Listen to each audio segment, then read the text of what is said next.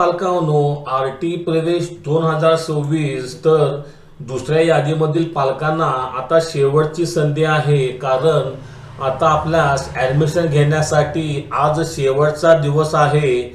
29/5/2026 आज आपणास संध्याकाळपर्यंत आपली ॲडमिशन प्रक्रिया पूर्ण करायची आहे. आणि ज्यांनी डॉक्युमेंट व्हेरिफिकेशनसाठी कागदपत्रे जमा केले आहेत आणि त्यांना असे सांगण्यात आले आहे की आपणास 2 दिवसामध्ये कळवण्यात येईल, त्या पालकांनी काही काळजी करायची नाही आहे. पुढील 2 ते 3 दिवसामध्ये आपली कागदपत्रे पडताळणी होऊन आपली ॲडमिशन प्रक्रिया ही पूर्ण होऊन जाईल. इथे आपण RTEच्या डॅशबोर्डवर बघायचं आहे की पहिल्या लिस्टमध्ये 79,869 ॲडमिशन झाले आहेत आणि दुसऱ्या यादीमध्ये जी मुदतवाढ दिली त्या मुदतवाढीला पकडून आजपर्यंत 11,481 ॲडमिशन झाले आहेत.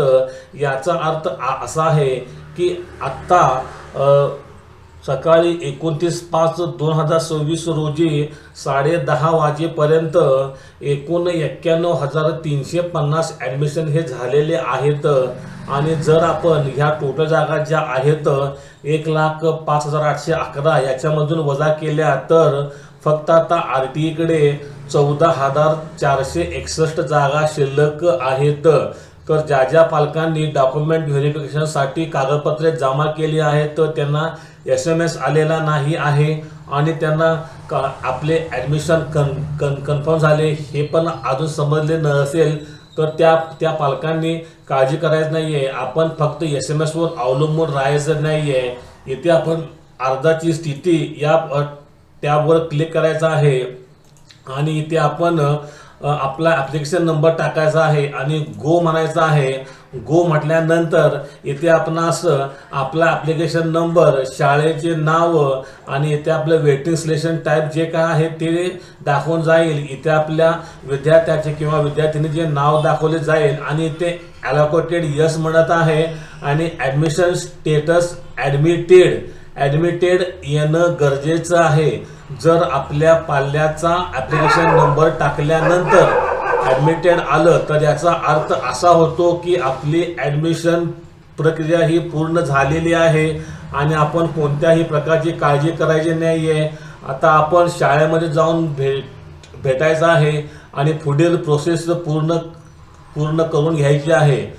तर पालकांनो, आज आपला शेवटचा दिवस आहे. आपण लगबग करायची आहे आणि जे काही आपले कागदपत्रे अपूर्ण झाले असतील, आपण आजच्या राहिले असतील, आपण आज आपली ती कागदपत्रे पूर्ण करून आपली ॲडमिशन प्रोसेस पूर्ण करून घ्यायची आहे. कारण आज शेवटचा दिवस आहे आणि इथून पुढे आपणास आता मुदत मिळणार नाही. मग ज्या काही जागा राहतील त्या जागा या तिसऱ्या यादीमधील पालकांना देण्यात येतील. तर पालकांनो, मी आज या आपणास व्हिडिओमध्ये सांगितले की दुसऱ्या यादीतील पालकांना ही शेवटची संधी आहे. कमी वेळ आहे.